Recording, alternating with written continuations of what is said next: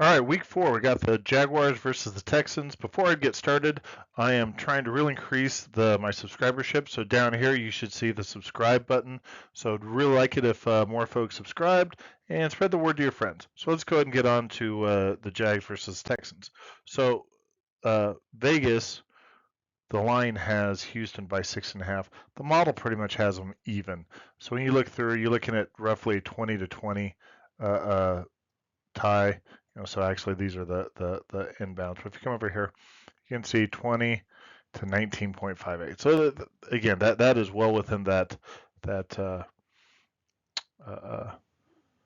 well, let's just put it this way: the 6.5 point difference is not what the model is calling for. And even when I go to the Bayesian adjustment, it says they're pretty much even. So So when I look at these teams, both of these teams I thought are much better than what they were playing for. So we got an 0-3 Jaguars. They're going to be they need to win. Their backs against the wall. And then we have a 2-1 Texans, which they've squeaked out 2 wins. They didn't look really solid in either one of them. But then when you come over, there's some bright spots. You see a couple areas where the Jaguars are doing pretty good. And interestingly, these numbers right up here show that Houston's kind of got a mediocre offense right now.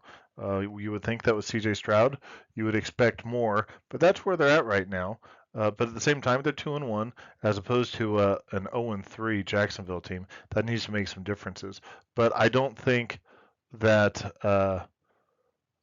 don't think that the home field advantage is going to make up for the fact that these two teams are pretty similar.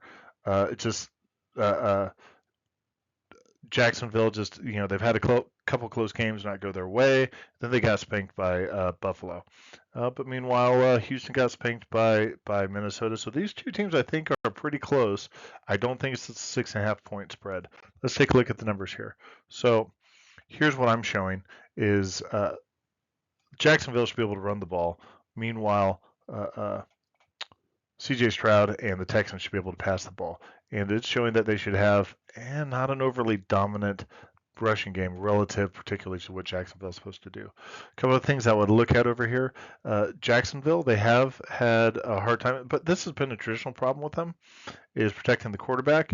And then, of course, that's going to lead to interceptions down here as well. But we've also seen some explosion over here. In fact, I would say that's quite a bit more explosive than what Houston has. Houston has not been able to find that gas pedal, which is what I think they had last year, and that's going to make a difference in this week's game.